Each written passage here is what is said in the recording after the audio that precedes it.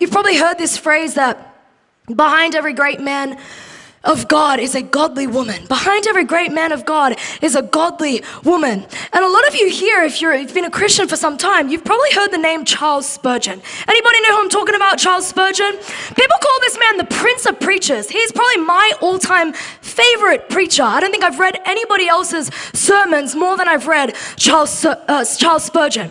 One time he preached to 23,000 people without a microphone. Somehow he's preaching to that man. He was an incredible man of God. He saw revival take place all over London. England was never the same because of Charles Spurgeon. He delivered sermons that changed the nation. He was involved in politics, and he was really the reason communism didn't take over England. Karl Marx, somebody asked him, who's your greatest enemy? He said Charles Spurgeon, because he was this prince of preacher that were like, I'm not letting this into my nation. So he's a prince of preachers. Presidents used to go to his church. Queen Victoria, apparently, she put on makeup and a disguise so she could sneak into his church. No one would see who she was because she wanted to hear him preach. That's Charles Spurgeon, amazing man of God. But I want to tell you about Susie Spurgeon. I want to tell you about his wife for a second, because you wouldn't have Charles Spurgeon if you didn't have his helper, Susie Spurgeon. You might know the name Charles, but let me tell you about Susie, because behind every great man of God is a woman of God that helped him in the mission and the assignment that God gave him. See, Charles Spurgeon, you can read in his autobiography, he said that Susie was the assistant that he appreciated most.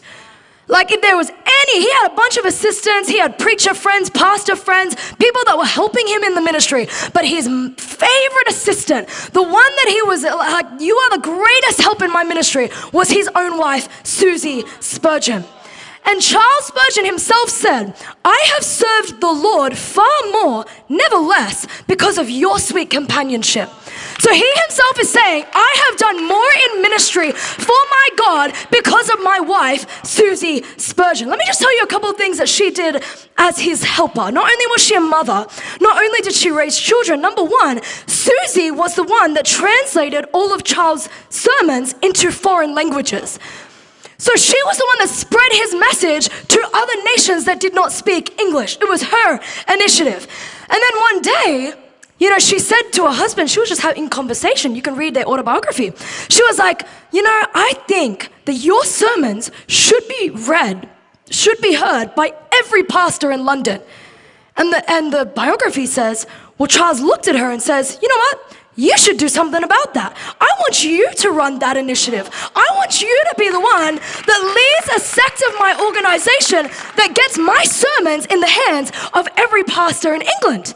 So she opened up her own sect of the ministry called the Mrs. Spurgeon Book Fund.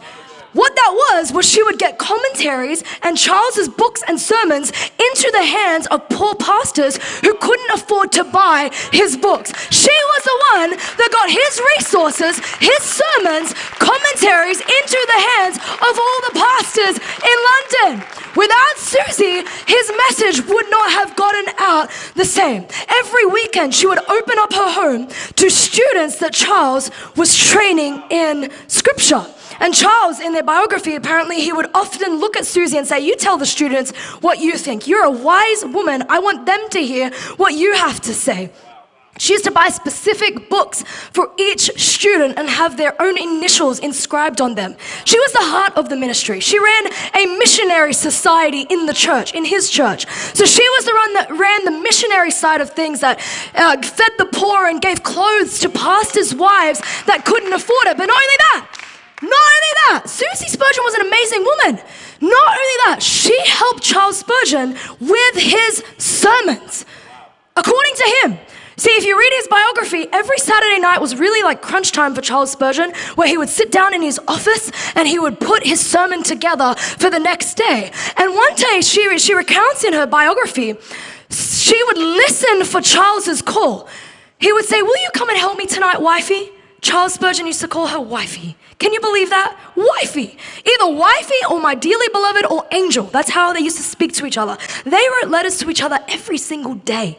They were extremely affectionate, and that's very rare in the 1850s.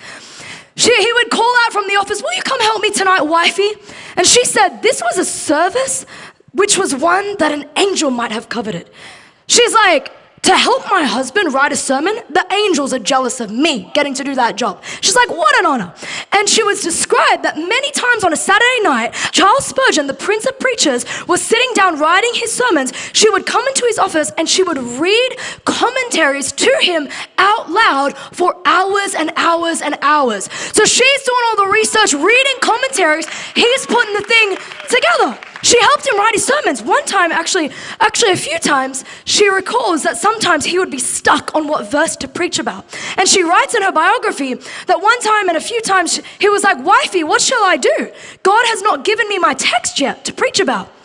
And it was to me, Susie, a cause for peculiar thankfulness when I was able to suggest to him a passage from which he could preach. And afterwards, in referring to the sermon, he seemed so pleased to say that you gave me that text.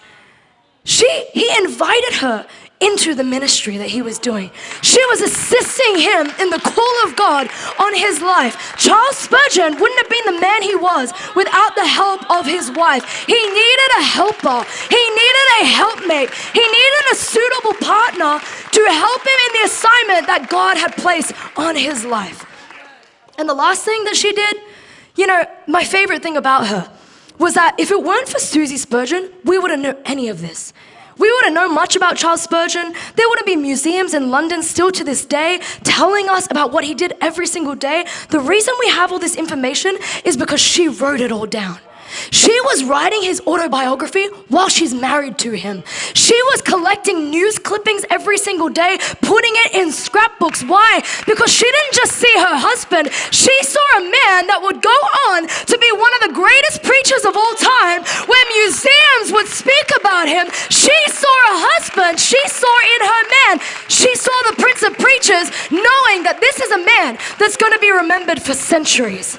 She saw her husband through the eyes of faith. She saw her husband the way that God saw her husband. She saw the call and gifting on her husband's life. When most wives would criticize a husband for being so ambitious, and who do you think you are? You think they're going to have museums about you and remember you for hundreds and hundreds of years later? She was like, oh, I know they will. And I'm going to keep it in my scrapbook so they have all of the facts so that one day there'll be more Charles Spurgeons. When they get inspired by my husband, that's Susie Spurgeon. We wouldn't have the man of God without the woman of God. But not just any woman of God, a woman who understood her role as helper. I am his helpmate. I am here to bless his ministry, not to be a hindrance to him. I am a helper, not a hindrance. I don't hold him back. I push him forward. I pray for him. I bless him.